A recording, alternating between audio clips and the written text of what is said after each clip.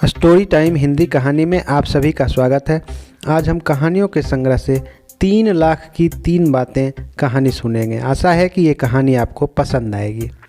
बहुत पुरानी बात है। यमुना नदी के तट पर एक राज्य था, जिस राज्य पर मधुसूदन नाम के राजा राज करते थे।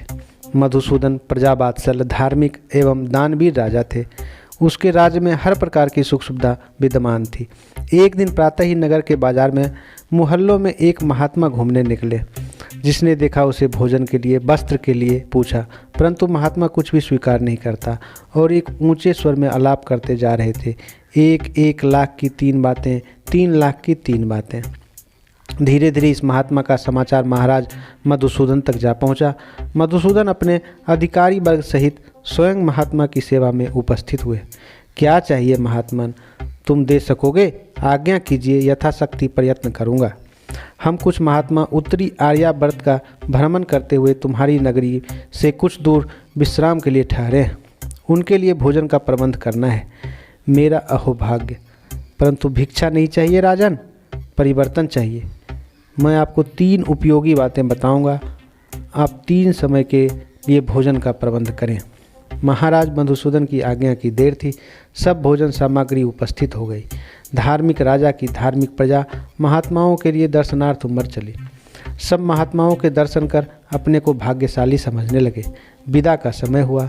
उस प्रमुख महात्मा ने राजा को उपदेश दिया, सुनो राजन, हम सब प्रसन्न हैं। हमारी बातों को सदा स्मरण रखना। प्रातः ब्रह्म मुहूर्त में उठा करो। आय का आदर करो। क्रोध के समय शांति रखो। सभी महात्मा लोग विदा हुए। राजा भी अपनी मंत्री आदि के साथ वापस लौट गए। उसी दिन से राजा मधुसूदन ने तीनों बातों पर आचरण आरंभ कर दिया। इस बातों पर आचरण करते हुए कई दिन बीत गए। एक दिन प्रातः महाराज उठकर यमुना तट पर भ्रमण कर रहे थे। आकाश में सभी तारे चमक रहे थे। अंधकार अभी दूर नहीं हुआ था कि राजा को एक जोर का शब्द सुनाई पड़ा। राजा ने ऊपर की ओर देखा। एक विशालकाय स्त्री दिखाई दी। उसकी आंखों में आंसू भरे थे। राजा ने उसकी ओर देखकर पूछा, कौन हो तुम और क्यों रो रही हो? मैं होनी हूँ, परंतु रो क्यों रही हो? इसलिए कि कल इस राज्य का राजा मारा जाएगा। उसके सामने वाले पर्वत से एक सांप निकलेगा और वह राजा को कल सायं सूरज डूबने से पूर्व ही डस लेगा। इससे प्रजा बहुत व्याकुल हो, दुखी होगी। ऐसा राजा फिर नहीं मिल सकता। इसलिए मैं दुखी हो रो रही हूँ। इतने में आकाश में प्रकाश हो गया। सूरज पूर्व से अपनी किरणें फेंकने लगा था। राजा ने देखा कि आकाश की और कुछ भी शेष नहीं था। दिन को दरबार लगा। महाराज ने अपनी सारी देखी सुनी बातें मंत्री एवं अन्य सबको कहा सुनाई।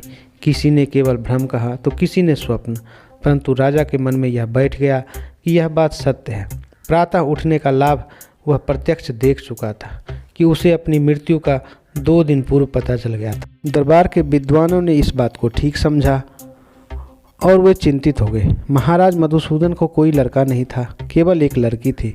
मंत्रिमंडल में निर्णय हुआ कि महाराज के पश्चात उसकी इस लड़की को पुरुष वेश में सिंहासन पर विराजमान किया जाए। जब उसका विवाह हो जाए तब यदि वर योग्य हो तो उसे राज्य सौंप दिया जाए, अथवा फिर जिसे भी प्रजा उचित समझे सौंपे। महाराज ने यह आदेश महलों में जाकर रानी को सुना दिया।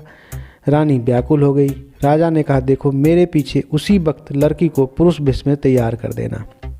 दूसरे दिन प्रातः महाराज उठे। अपने नित्य कर्म से निवृत्त हो वे बाहर निकल गए। अचानक उनके मन में विचार आया कि आने का आदर कर देखना चाहिए। आज्ञा कर दी गई। तैयारी होने लगी। जिस ओर से सांप निकलकर आने वाला था, सारा मार्ग सजा दिया गया। घास लगा दी गई।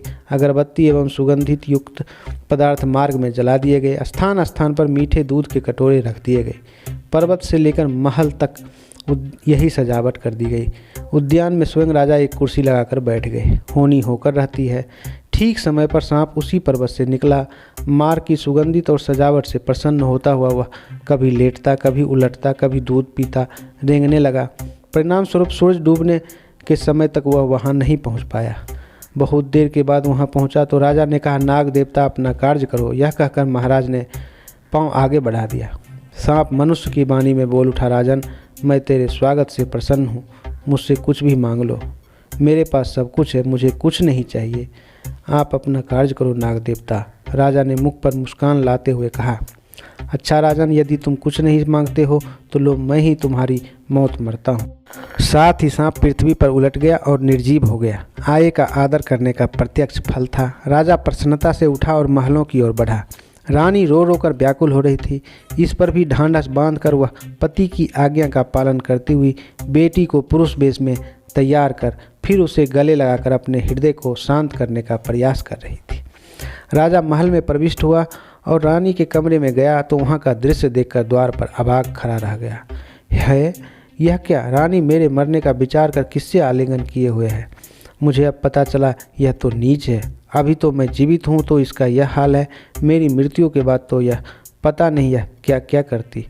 ऐसा विचार आते ही राजा ने तलवार निकाल ली और वह तेजी से रानी की ओर बढ़ा। रानी आंखें मूंदे बेसुध सी हो रही थी। एकाएक राजा को ध्यान आया, क्रोध के समय शांति रखनी चाहिए। तलवार छोड़कर राजा आगे बढ़ा। उसने जाकर देखा उसकी पुत्री ही पुरुष वेश में अपनी माँ के साथ लेटी थी। राजा ने हृदय से भगवान को धन्यवाद दिया और महात्मा के चरणों का ध्यान कर मन ही मन नमस्कार करने लगा। यह कहानी आपको कैसी लगी हमें कमेंट्स में बताएं।